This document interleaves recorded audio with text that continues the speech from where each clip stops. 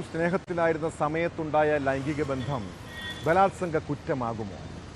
യുവ ഡോക്ടറെ പീഡിപ്പിച്ചെന്ന കേസിൽ റാപ്പർ വേടന്റെ മുൻകൂർ ജാമ്യാപേക്ഷ പരിഗണിക്കുമ്പോൾ ഹൈക്കോടതി ഉന്നയിച്ച ചോദ്യമാണിത്.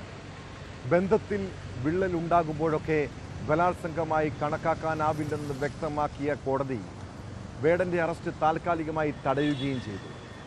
എന്നാൽ വിവാഹ വാഗ്ദാനം നൽകിയാണ് വേടൻ പീഡിപ്പിച്ചതെന്നും പെട്ടെന്നൊരു സുപ്രഭാതത്തിൽ എല്ലാം ഉപേക്ഷിച്ചു പോയത് തന്നെ മാനസികമായി തകർത്തെന്നും പരാതിക്കാരി പറഞ്ഞു. ഇതോടെ വിഷാദരോഗത്തിന് കാലങ്ങളോളം ചികിത്സ തേടി.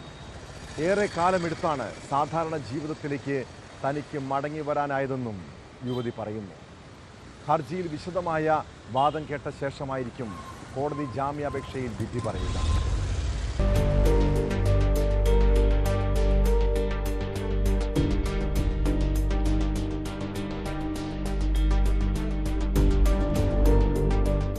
വിവാഹ വാഗ്ദാനം നൽകി ബലാത്സംഗം ചെയ്തെന്നും മറ്റു സ്ത്രീകളുമായുള്ള ബന്ധം തടയാൻ ശ്രമിച്ചപ്പോൾ താനുമായുള്ള ബന്ധം വേടൻ അവസാനിപ്പിച്ചെന്നുമാണ് പരാതിക്കാരി കോടതിയിൽ വാദിച്ചത്. സ്ഥിരം കുറ്റവാളിയാണെന്നും പരാതിക്കാരിയുടെ അഭിഭാഷക കോടതിയിൽ വാദമുന്നയിച്ചു.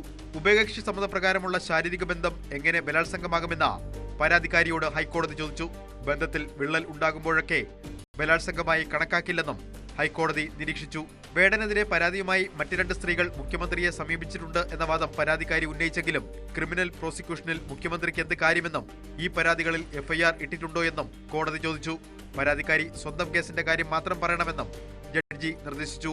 കോടതിയുടെ തിരക്ക് കൂടി കണക്കിലെടുത്ത് വാദം നാളെയും തുടരാൻ തീരുമാനിക്കുകയായിരുന്നു. പരാതിക്കാരിയുടെ ആരോപണങ്ങൾ അടിസ്ഥാനരഹിതമാണെന്നും ബലാത്സംഗ കുറ്റം നിലനിൽക്കില്ലെന്നുമായിരുന്നു വേടന്റെ വാദം. വിവാഹ വാഗ്ദാനം നൽകി പീഡിപ്പിച്ചെന്ന വാദം തെറ്റാണെന്ന് വേടൻ വ്യക്തമാക്കി. അന്വേഷണവുമായി സഹകരിക്കാമെന്നും വേടൻ കോടതിയെ അറിയിച്ചു. അതേസമയം പരാതിക്കാരിയുമായുള്ള ബന്ധവും സാമ്പത്തിക ഇടപാടും വേടൻ നിഷേധിച്ചില്ല. യുവ ഡോക്ടറുടെ പരാതിയെ തുടർന്ന് വേടൻ ഒളിവിലായിരുന്നു. ഇയാൾക്കെതിരെ പോലീസ് ലുക്കൌട്ട് നോട്ടീസ് പുറത്തിറക്കിയിരുന്നു. 2021 ഓഗസ്റ്റ് മുതൽ 2023 മാർച്ച് വരെ വിവിധ സ്ഥലങ്ങളിൽ വെച്ച് പീഡിപ്പിച്ചു എന്നായിരുന്നു യുവതിയുടെ പരാതി. ഇൻസ്റ്റഗ്രാമിലൂടെയാണ് വേടനുമായി സൗഹൃദം ആരംഭിച്ചതെന്നും പരിചയത്തിനൊടുവിൽ കോഴിക്കോട്ടെ ഫ്ളാറ്റിൽ വെച്ച് വേടൻ ബലാത്സംഗം ചെയ്തെന്നുമായിരുന്നു ഡോക്ടറുടെ മൊഴി. വേടൻ ലൈംഗികാതിക്രമം നടത്തിയെന്ന് ചൂണ്ടിക്കാണിച്ച മറ്റ് 2 യുവതികളും കഴിഞ്ഞ ദിവസം പരാതിയുമായി എത്തിയിരുന്നു.